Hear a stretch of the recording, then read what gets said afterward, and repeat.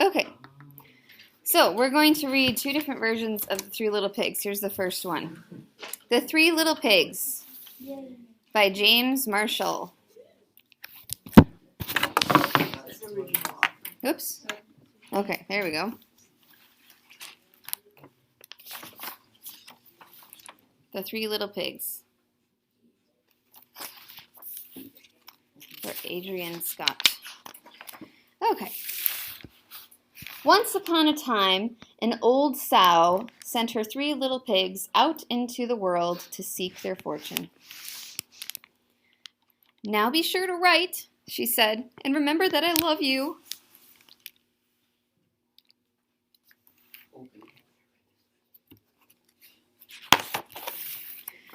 The first little pig met a man with a load of straw. "I know," said the little pig. "I'll buy your straw and build a house." "That's not a good idea," said the man. "Mind your own business, thank you," said the little pig. And he bought the straw and set about building a house. It took him no time at all.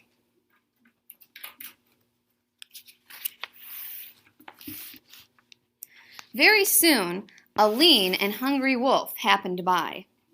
Pig was just about his favorite food in the world. So he knocked on the door and said, little pig, let me come in."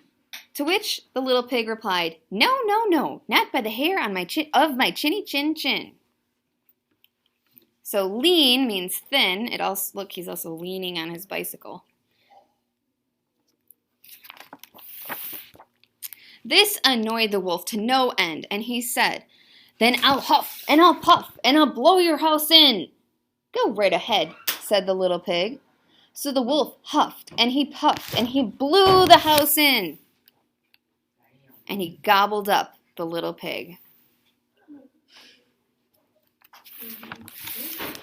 The second little pig met a man with a load of sticks. "I've got it," said the little pig. "I'll buy those sticks and build a house." "I'd think twice about that," said the man. "Oh, pooh," said the little pig. "What would you know?" And he bought the sticks and went to work building a house. "Very pretty," he said.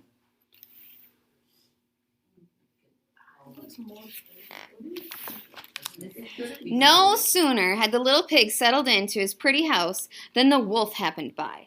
He was still hungry, and he said, little pig, let me come in."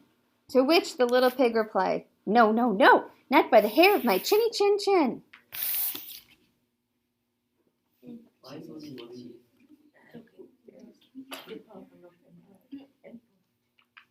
It's got a nice balloon. Notice the wolf.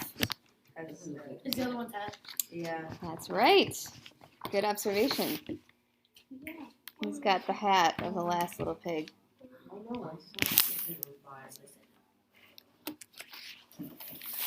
The wolf didn't care for that at all, and he said, "I'll huff and I'll puff and I'll blow your house in." "Ha ha ha," said the little pig. So the wolf huffed and he puffed and he blew the house in. And he gobbled up the little pig.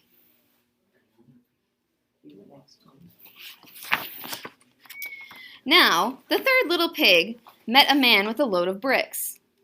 "These bricks will make a fine, sturdy house," said the man. "Capital idea, my good fellow," said the little pig.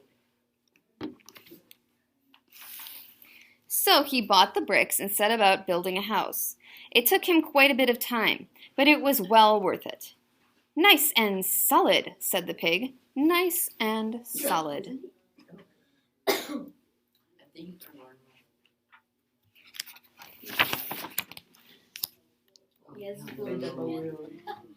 But no sooner had the little pig moved in than he noticed the wolf loitering about. And the wolf, who was still hungry, said, little pig, let me come in." To which the little pig replied, "No, no, no, not by the hair of my chinny chin chin." Yeah, that is. Where do you get shingles and flowers and clothes? He just bought pigs. Well, the wolf had heard that before, and he said, "Then I'll huff, and I'll puff, and I'll blow your house in." "Oh, don't do that," said the little pig. But the wolf huffed, and he puffed, and he huffed, and he puffed, until he was quite blue in the face. The house stood firm. "I'll try another approach," muttered the wolf. He put on the most dazzling smile. "Little pig, I was only teasing," he said. "By the way, I hear that Farmer Jones has the most scrumptious turnips. Shall we go pick a few?" "Oh, I'm much too busy now," said the little pig. "What about tomorrow morning?" "Excellent," said the wolf. "I'll come for you at 6. The next morning, the little pig got up at 5, hurried off to Farmer Jones's turnip field, picked a basket full of scrumptious turnips, and dashed back home. When the wolf arrived at 6, the turnips were already boiling in the pot. "Sorry, I couldn't wait," said the little pig. The wolf tried not to show his displeasure. "No harm done," he said. "By the way, there's a lovely apple tree down in Merry Meadow. Shall we go help ourselves to a few apples?" "I must cook my turnips," said the little pig. "Let's meet there tomorrow morning." "Splendid," said the wolf. "Shall we say at 5? The next morning the little pig was up at 4 and went off for the apples. It took longer than he expected to reach Merry Meadow, and while busy gathering apples in the highest tree, he saw the wolf approaching. "Do try one of these," he called down, throwing an apple as far as he could. When the wolf chased after the apple, the little pig shimmied down the tree and made it safely home.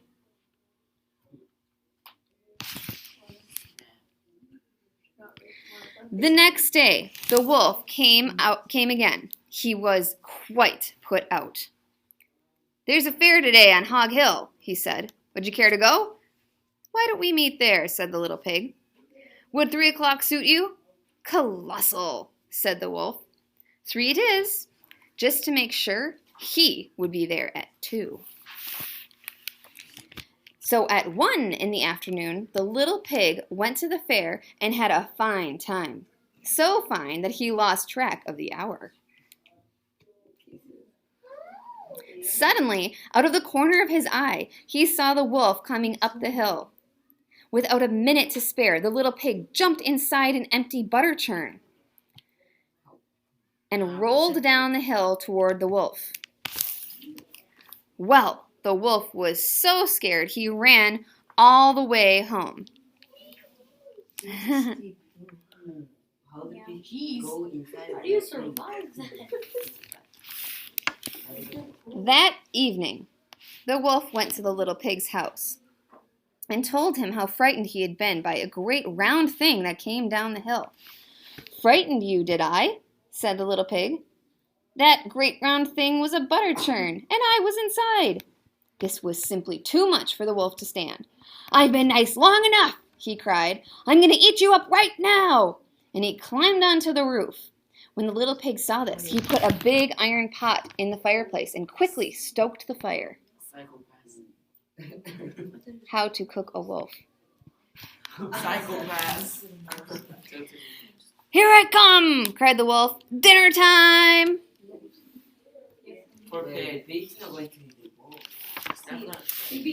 "You can say that again," said the little pig, and he cooked the mean old wolf and gobbled him up. Wait, I don't got it to the Yeah, but the wolf. The end. Oh my god! Yes. All right. That's nice.